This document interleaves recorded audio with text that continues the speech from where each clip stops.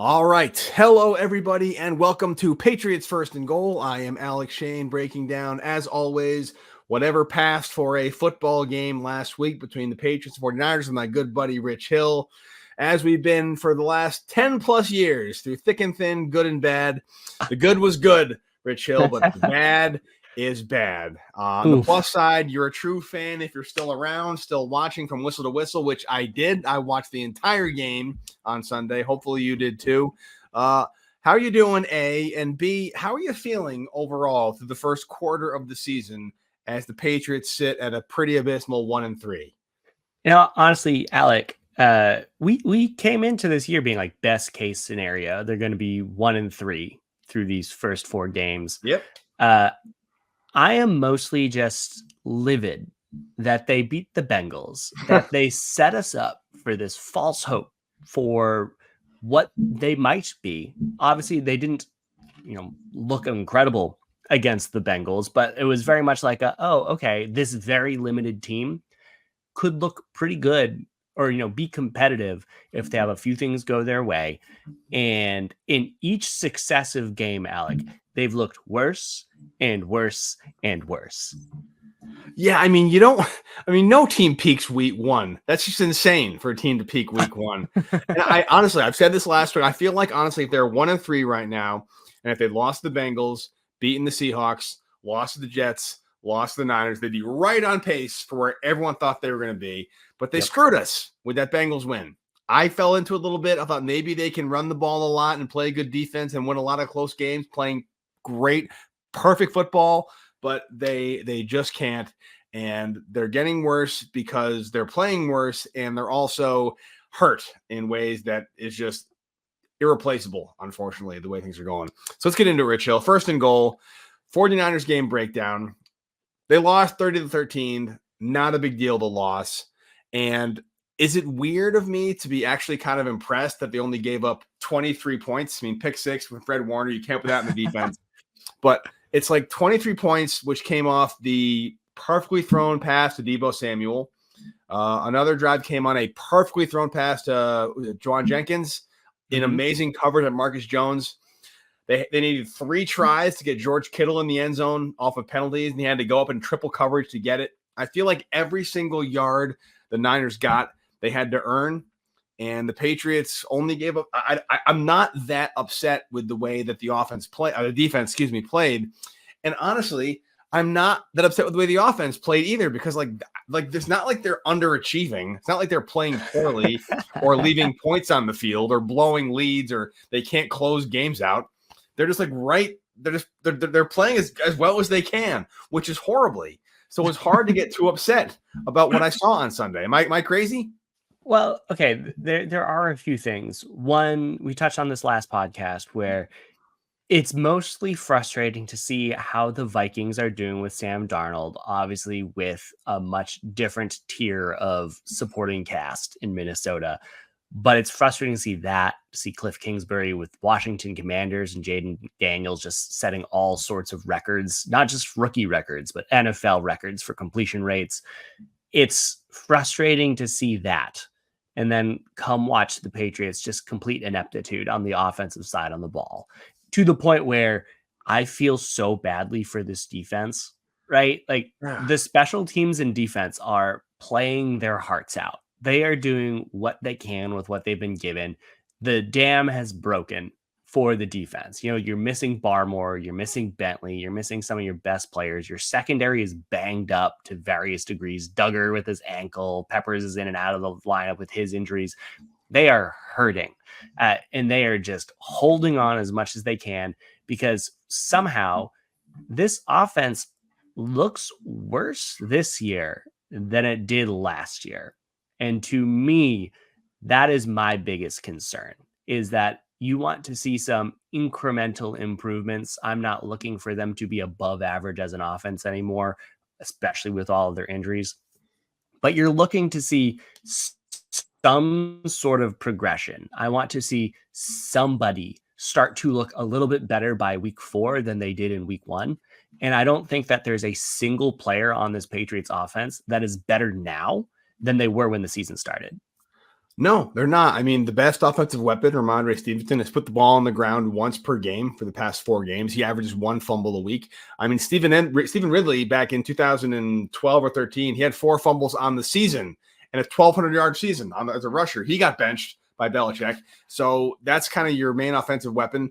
Jacoby Brissett, I don't want to knock him too much. People are bad-mouthing the offensive line, and rightly so. But I have to say, Rich, if you go back and you watch the All-22, there are open receivers before he gets hit. Yep. He has time to throw, and he has time to hit receivers, and he's not seeing them. So you can badmouth the offensive line. David Andrews is now likely out for the year, which is a huge blow. So they're going to get worse there offensively on the offensive line, but it's not like there aren't open receivers and there aren't opportunities. And the whole thing at this point through September into October, it just feels kind of pointless watching this offense, because you have to wonder, like, who's getting better? Who's getting meaningful reps? Who's building towards the end of the season into next year? I think nobody. I don't think they're gaining anything right now. They're not learning anything right now. They're not gaining confidence. They're not building a rapport. They're not developing chemistry. And you have to think, it's terrible to say, Rich, but the only reason at this point, I imagine, that Drake May is not in is so he doesn't get hurt. And they want to leave Brissett out there just to get the crap kicked out of him. And when he eventually gets carted off in a stretcher by like some Warner Brothers cartoon, kind of like cartoon ambulance, and he comes in, then we'll see him. But I can't imagine Drake May starting anytime soon based on what we're seeing on offense, because what's the point? Totally. Well, that's the frustrating part, is that it feels like he was never given a chance, right? We were talking about how questionable the Patriots offensive line was back in March. We were talking about it last year, and they continue to get worse and worse and worse. And when Onwenu, who has clearly not played to his level, but in part because everyone around him is terrible, so he's going to have to do too much, there's no good point on this offensive line anymore, right? No. Like, before the season started, we could have been like, if City Sow was healthy, you could say Andrew Sow and Onwenu is like a solid right side. I'm happy with that. Now, I don't think that there's any player on that line that is living up to their contract, that is doing well. And when you think of like who are the players that we want to see develop this year, we want to see Demario Douglas become more integrated into the offense, because he's good. He's a good player. Same with Jalen Polk. Loved that he got targets. Disappointed that that big catch down the sideline didn't count. But the fact that they're not even giving these receivers a chance to perform out there is so disappointing, where even with, having no expectations for this, 31st ranked team as it relates to offense, and their 30th in points scored per drive, despite having no expectations for them, I still feel like they're kind of undershooting them, because I'm going to give you this one stat, Alec. The offensive line has given up 17 sacks this year through 4 games. It's over 4 per game. Tom Brady has 2 seasons where he didn't have that many for the entire year.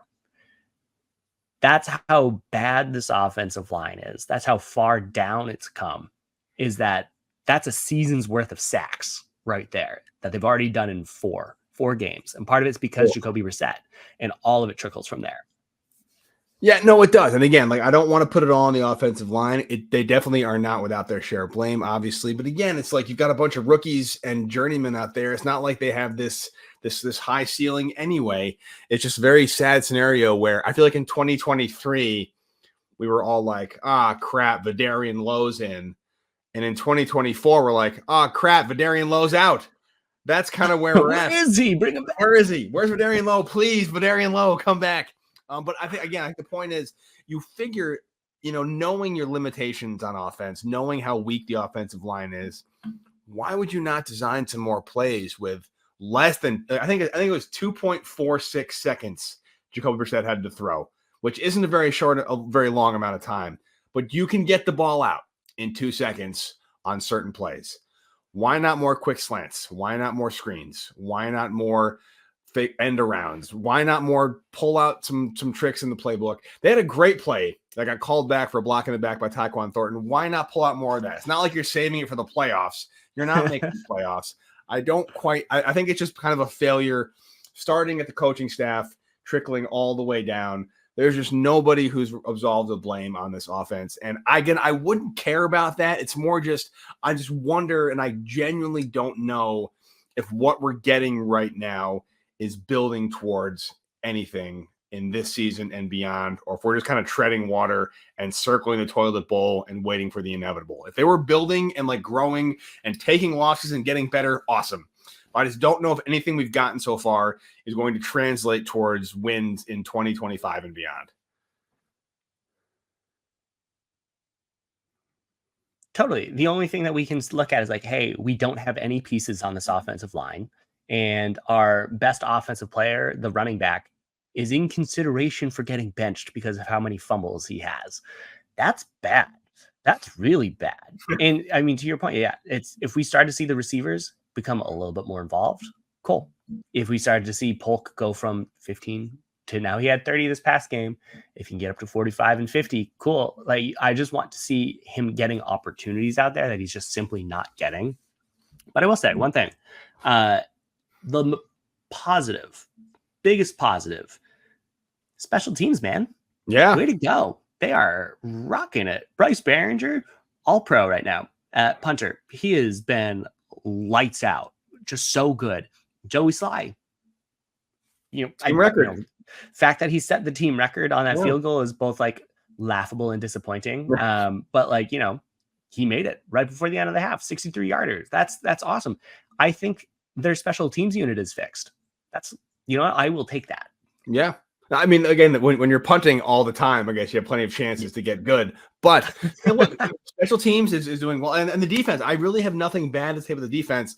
I don't know if there's been a quieter, amazing start to a career than Christian Gonzalez. I don't think he's getting anywhere near the credit he deserves. Like, he's played 8 games, I think, as a pro so far, and he's faced 8 top tier receivers, and they've done nothing against him. Every time a receiver got anything, it's been in soft zone or some kind of off coverage thing. It's just amazing what he's got. They have pieces in place on defense without Christian Barmore, without Juwan Bentley. I don't know how long Kyle Duggar's going to be out, but he's probably out for a couple of weeks at least with an ankle injury. They're still managing to keep games relatively close. And we said it last year, Rich. I feel like if they just had a offense in some capacity, they'd be in games, but they're just not.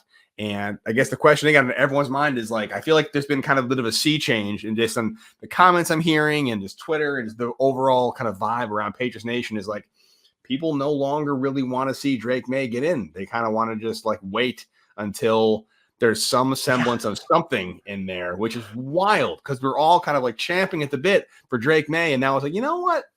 Let's just let Jacoby Brissett go out there and get himself ruined for the rest of his life. We'll let Drake May come in maybe next year, which is a wild 180 from what I saw even like last week where we're at. Yeah, totally. Well, I didn't realize David Andrews was holding his team together so much. Where I think that was it. That's the injury that we're just like, okay, we're at our limit. All right, David Andrews is the only line between whether it's Brissett or if it's Drake May out there. But it's also one where it's like literally right before the game started, it was like City Sal's back in the lineup, like Drake May right around the corner once the line gels here. And then it's just like, oh no, we are still so far away from feeling any level of comfort with this offensive line. But hey, we are, Jacoby Brissett going to be starting week 5. So again, got another week of this just delightful passing attack. Yeah, I mean, week 5 is Patriots Dolphins. I think the Dolphins are 32 in the league and Patriots are 31. They're the only team that's worse than them offensively, courtesy of Tua being out, right? So this should be an absolute barn burner. If you're a soccer fan, look for a similar score, most likely, this week. Again, man, it's tough to really break down the Niners game. I don't have a whole lot to say. It's just I feel like a team, they're playing as expected. And I feel like we're just kind of just very stagnant right now as Patriots fans, and I don't know exactly how to fix it. Gerard Mayo says he has a plan. What that is, I don't know, and I just hope it works out, whatever that plan is. Yeah, totally. I mean, we'll definitely keep seeing how the team progresses over the year. It is still just 4 short weeks into it. We were talking during the preseason that it would be a fine idea if the Patriots approached the first half of this year as an extension of the preseason, because they have so much youth on the roster, because there are so many things that were undefined that, hey, they also all need a lot of time to figure it out. It's also one where we'd also want to see a little bit of progress. So the first 4 weeks of the game season were probably going to be the hardest ones up till maybe like the last stretch where they have 2 games against the Bills, as well as a Chargers game in there, although the Chargers are, charging it up. The next 4 weeks, 5-6 weeks, should be a little bit softer for the Patriots. Obviously, Dolphins are wildly underperforming. Then you had a Texans team that is, have a great quarterback in CJ Stroud, still not a contender in that way. Jaguars are atrocious. Jets, I know they beat the Patriots easily in New York, but they just lost to the Broncos in an ugly fashion. Then you got the Titans that are down their starting quarterback, who was, one of the few that could have been considered worse than Jacoby Brissett. And then you got a Bears team with Caleb Williams. Like, this is a stretch. This is a stretch where by week 10, we could be looking at it and like, oh, maybe they are 4-4 or something like that, 5-5, and the world's not over. We just need to start seeing a little bit of that progress. This Dolphins game, if we move on to second down here, is where we have a real chance to start seeing them turn the corner. It is. Dolphins, Patriots, 1 o'clock. A lot of 1 o'clock games coming our way this year, and deservedly so. And let's do around the league, Richelle, before we get into the Dolphins game. Week 5 in the NFL is brought to you by Prize Picks, America's #1 daily fantasy sports app with over 5 million active members. It is the easiest, most exciting way to play daily fantasy sports, because all you do is pick more or less on 2 to 6 player stat projections and just watch the winnings roll in. It is the best way to get action on most sports in most states, including California, Texas, and Prize Picks. It invented the flex play, which means you can still cash out even if your lineup isn't perfect. You can double your money even if one of your picks doesn't hit. Stat types, winnings, it's easy. Tyreek Hill going off, Tyreek Hill not going off with his new quarterback. Josh Allen for less than 240 or more than 240. You can do it all on Prize Picks. Just download the app today and use code CLNS to get $50 off instantly when you play $5. That is code CLNS on Prize Picks to get $50 instantly when you play just $5. You don't even need to win to receive that bonus. It is guaranteed. Prize Picks, run your game. All right, Rochelle, week 5.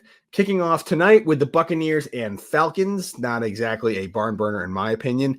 I'll tell you a sneaky, interesting game to me, Rich Hill, is the first London game of the year, Jets-Vikings. Yes. Weird that this is the game that I care about. Obviously, the Jets. I'm excited about it. I'm really excited about it. The Jets beat the crap out of the Patriots and lost to the Broncos, which makes that Patriots loss sting even more.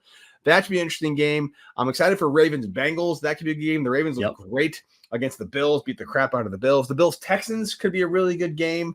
Raiders-Broncos, I don't know what to make of that game. There's a lot of kind of question marks, what-ifs. The Chiefs are playing the Saints on Monday night without Rashee Rice. Patrick Mahomes is having a very down year. The Chiefs' offense is very vulnerable. What are you talking about in week 5 besides Patriots-Dolphins? Yeah, I mean, I think you touched on it. The Ravens with Lamar Jackson, Derrick Henry might be one of the most fun offenses to watch in the entire league. Just old school. You have a 1,000-pound running back that no one can tackle. It's a Madden make a player kind of a thing. They're fun. They are very, very fun to watch. The Bengals have found their, maybe not record wise, but they're starting to put stuff together on offense. They're figuring it out. But you touched on the game. Jets, Vikings. Remember in like Game of Thrones, that final season when they were just like, who has a better story than Bran? Let's make him king. Just that logic made no sense.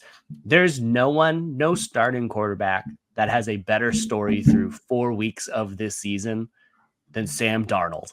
And I am so excited for this revenge game for absolutely no reason. I have, other than just like laughing at the Jets, I have no reason to be so invested in Sam Darnold's success.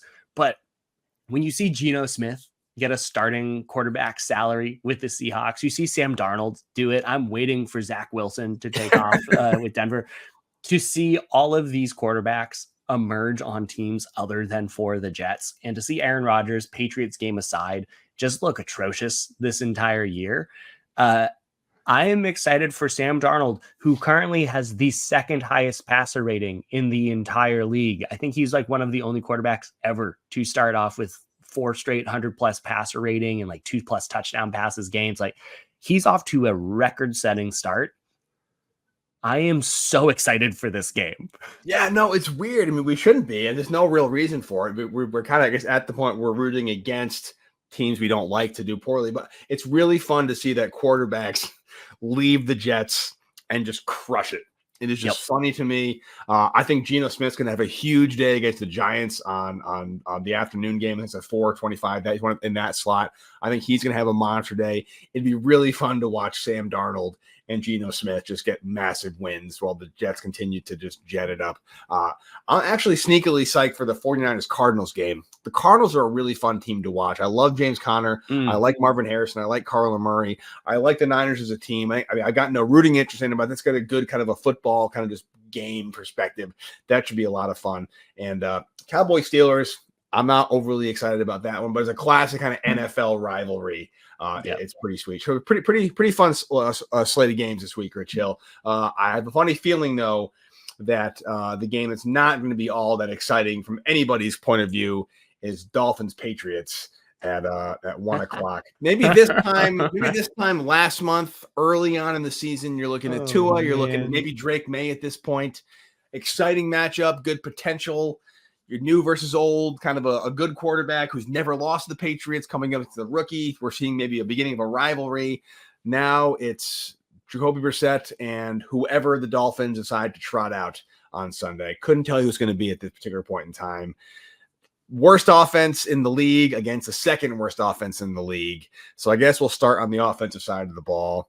Patriots offense versus the Dolphins defense. Weakness against strength. Are you doing the whole thing again? You just running it a lot, hoping Rodgers doesn't fumble the ball? Are you airing it out? What's your strategy here to beat this Dolphins defense? Yeah, I mean, they have talented players. Javon Holland, one of the best young safeties in the league, paired well with Jordan Poyer, one of the better older safeties in the league. They have Jalen Ramsey in the secondary. I know Kendall Fuller's banged up, but he's a good cornerback as well. Like, they have talent across this defense. I like what they have as players up front. Obviously, Calais Campbell is about 1,000 years old. I know I've already said 1,000 as an old person, but like, he's old. He's up there. And it's one where he's still producing his 2 sacks on the year, still very, very reliable.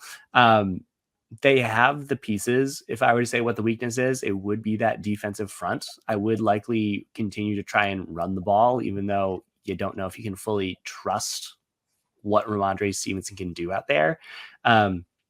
They're not stingy against the run. They have also one of the worst defenses overall in the league. Yards per carry wise, pretty middling of the pack, but they've allowed 7 touchdowns on the ground. It's a situation where I don't want Jacoby Brissett to try and test the Dolphins secondary, because that's the quickest path to losing, is to turn the ball over, have another pick 6. And because like other teams haven't needed to throw the ball against them either. There's only one game against the Dolphins where the opposing team had more than like 140 net passing yards. And it was that week 3 game against the Seahawks. Otherwise, they're running the ball pretty well. All 4 teams that have faced the Dolphins this year have exceeded 100 yards on the ground.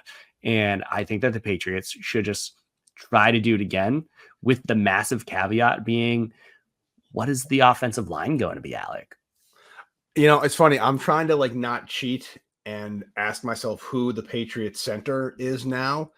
And it's October, and I know a lot about football. I don't know the name of the Patriots center. I don't.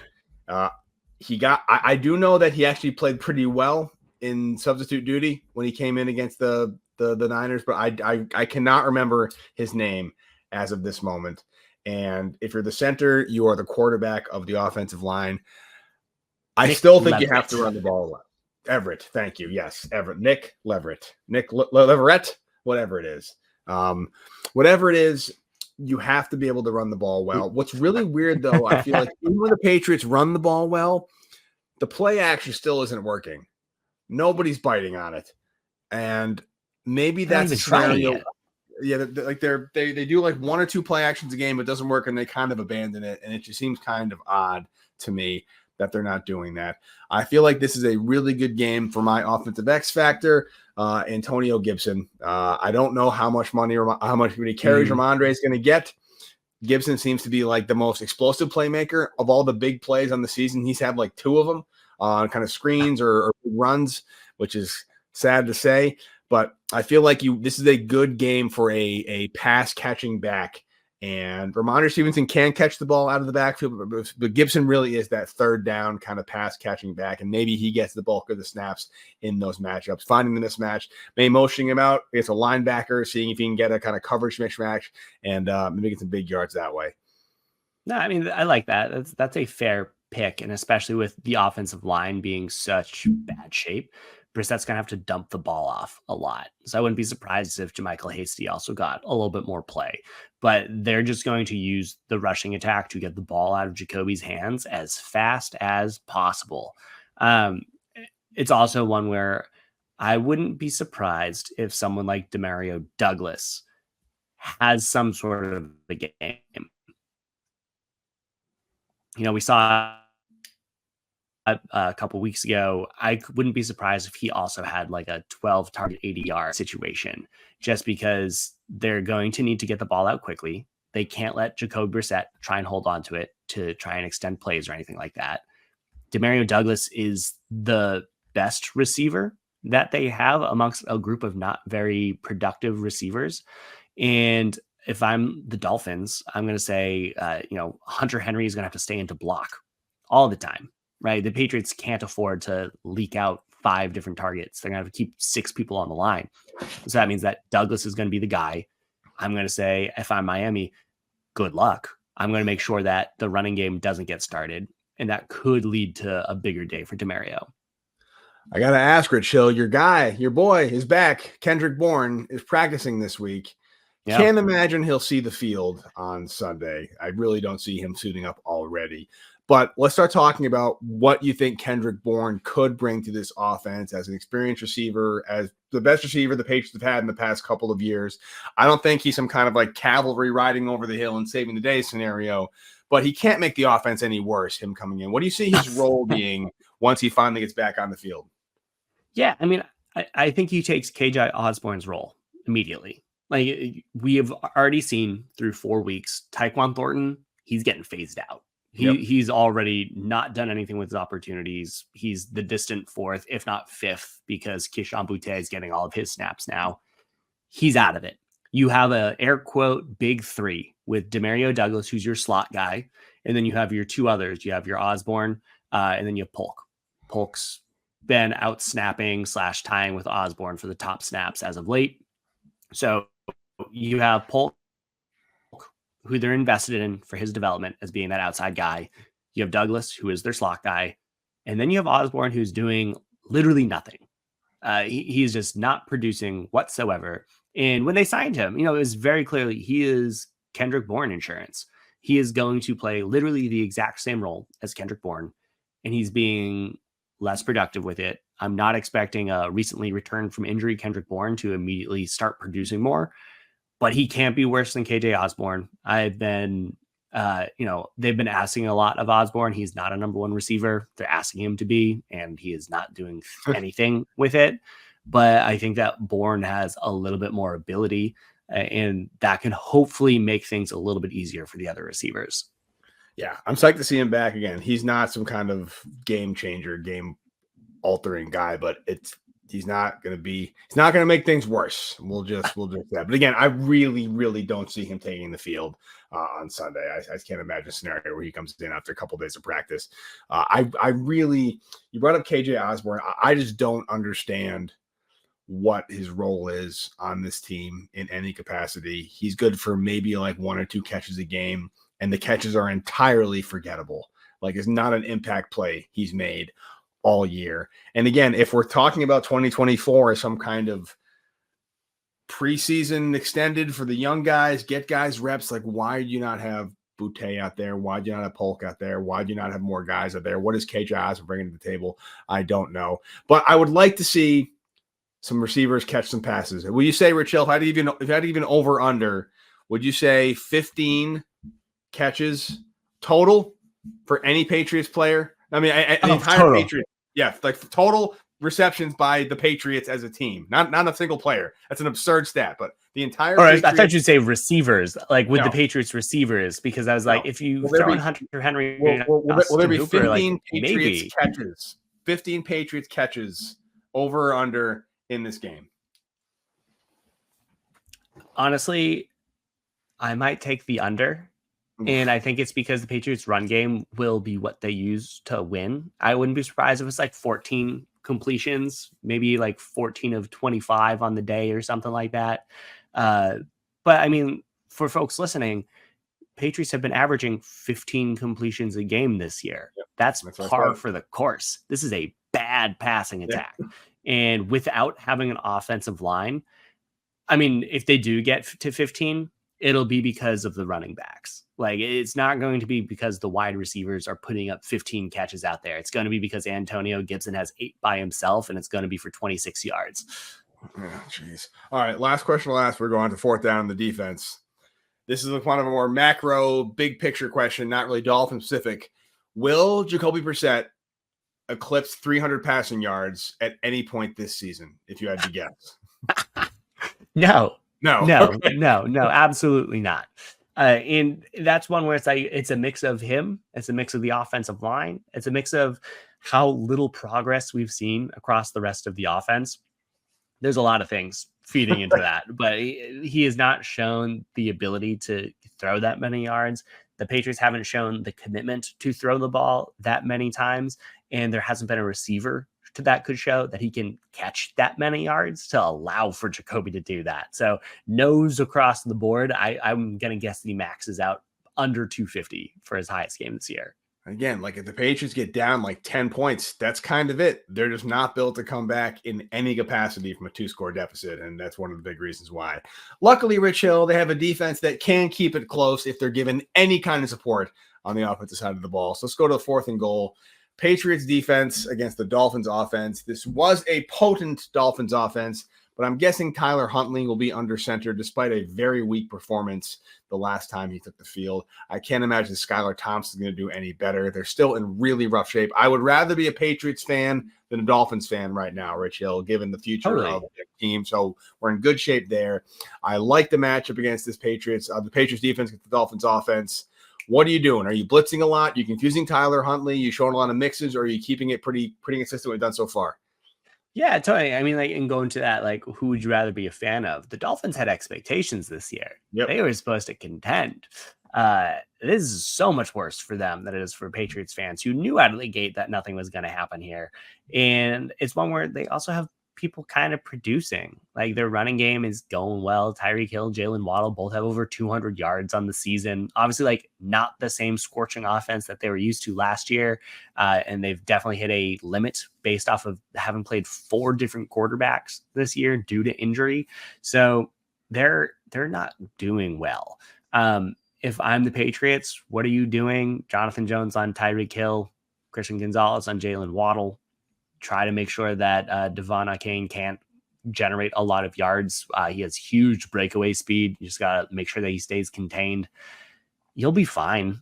This is shockingly a terribly inefficient offense where after watching some of the other offenses around the league kind of continued along despite backup quarterbacks or just low level of expectations at the position, I kind of expected Mike McDaniels and his offense to be better than this. But we also now have a track record across a few years of this offense just being atrocious without Tua Tagovailoa behind center. So I'm not expecting a lot out of this offense. Maybe I'll regret saying that because, you know, we said the same thing with Aaron Rodgers and the Jets of like, he just doesn't look like himself. He's not throwing on the run. And he just chose that one game to show it again. So maybe this will be the game Tyreek goes for $150. But I feel like the Patriots match up well with them. I think that the Patriots have a good secondary, and I don't think that the Dolphins offensive line is good enough. And I think in my X factor, Keon White, I think he's going to have a big day up front, making life very difficult for whoever is under center and also making sure that the run game doesn't get going. And yet another, again, I feel like just Christian Gonzalez just keeps landing. He's just, it's insane. The unfortunate / fortunate run he's had of just number one receivers he's had to match up against as a rookie into this now his second time placing Tyreek. I think the last time he played Tyreek Hill was held for like against Christian Gonzalez was like 2 catches for 48 yards and Gonzalez had a pick, something along those lines. Totally shut him out. He gets him a little break after this game, which is nice. But Gonzalez on Tyreek Hill should be a really, really fun match. They'll probably give safety help over the top because he's just too fast to guard one-on-one on the deep throws. But hot Tyreek Hill also seems a little upset with the way things are going right now in Dolphins land. And as receivers tend to get, he could get into his own head a little bit, and that could also factor in. The real question for me is what are they going to do about Jaden Waddle? Can they match a ball against Jaden Waddle? Whoever's covering Jaden Waddle is my X factor for this game. I'm not sure how they're going to do. Is it a Marcus Jones, Jonathan Jones situation? Are they bracketing him? Are they leaving Gonzalez on an island? I really don't like when they go to soft zone. I really feel like that's where they get hit a lot. And they go a lot more press man in this game. I feel like press man is probably the way to go, especially with a indecisive quarterback whoever's under center for the Dolphins. But I'm guessing a Jonathan Jones, Marcus Jones kind of combination covering Jaden Waddle because I feel like Gonzalez will shut Tyreek Hill out enough that Waddle's going to be kind of their go-to receiver. And can they stop him? That's the real question. Yeah, I mean, it's a hard matchup. These are 2 speedsters out there. There's not like a very clear, like, here's a 6'2" prototypical type of wide receiver that your also 6 foot tall player can go up against. It's one where they both did really well. Both Jalen Waddle and Tyreek Hill had really good week 1s. They've been averaging like 30 yards a game since then, right? You know, obviously Tua's injury played a big part of it, but they're not producing as of late here. And there's also just like not the same type of depth behind them. So in my head, the Patriots' top 2 corners are Gonzalez and Jonathan Jones. They're going to match up against them. We've seen Jonathan Jones plus safety help do well against Hill in the past. And I think that Jalen Waddle obviously isn't their top option, but gives the Patriots a little bit more flexibility to say, Gonzalez, can you do a little bit more island coverage with Waddle? I wouldn't want to do that with Hill. That's just a bad idea. But it's one where I think that gives the Patriots a little bit more favorable trickle-down matchups. And yeah, I mean, we know some of the other faces. There aren't that many others that can produce. They do love to check down. That's where Peppers or whoever is going to be lining up as that coverage of the running backs will have to have a big day. You know, Akane has the 2nd most targets on the Dolphins this year. And you know what? It's similar to the Patriots, right? Why should Antonio Gibson be so involved on that offense? Because they need to. They need to get the ball out quickly, give it the quarterback a really easy decision to make. So if I'm the Patriots, I also want to make sure that Akane doesn't get going, chip him every single possible time. Don't let him get any free releases. Don't let whichever quarterback is lining up under center get any opportunities to get into a rhythm or get easy yards by using the run game or, you know, passing to the running back as the extension of the run game. Yeah, I mean, I think up front still remains their strength despite the lack of Barmore. They've been pretty solid up front. They give up a lot of yards on the ground, but I don't think necessarily those are the stats reflect the effect that they're running. I think they give 148 against the 49ers, but they again, like I said, they had to earn every single yard. And the 49ers and the Dolphins are 2 very, very different teams. So I think the Patriots have a chance to take this one. Very curious to your predictions, which we should get to right now. Let's get something else to add to this matchup, Rich. Oh, let's do it. All right, so this predictions are brought to you by GameTime.co, which is the best way to get tickets. Patriots are at home against the Dolphins this Sunday at 1 p.m. If you want to get tickets, Game Time is your app. You find your game, you browse through seats on the Game Time picks, and you find great deals. It's a great way to do it. They curate it. There's a super deal. You can look at your seats before you buy. And my favorite part, you get the all-in pricing. Nothing sucks more than thinking you're getting a good deal on a seat, and then you get taxes and hidden fees. And before you know it, you're paying an extra $30, $40, $50. What you see is what you get with Game Time, and the lowest price guarantee. Plus, your purchase is covered with the most flexible customer service policy in the ticketing industry. So just download the Game Time app, create an account, and use code CLNS for $20 off your first purchase. Terms apply. Again, create an account and redeem the code CLNS for $20 off. Download Game Time today. What time is it? Game time. It is prediction time as well, Rich Hill. Let's see. So we both had the Patriots scoring 13 points in our game. I had the Patriots losing 26-13. You had the Patriots losing 35-13. So I was 4 points off. You were 5 points off without going over. So I guess yet another one goes to this guy. I will mark it up as yet another victory for yours truly. Love where this is going. At least someone's winning around New England, and it's me.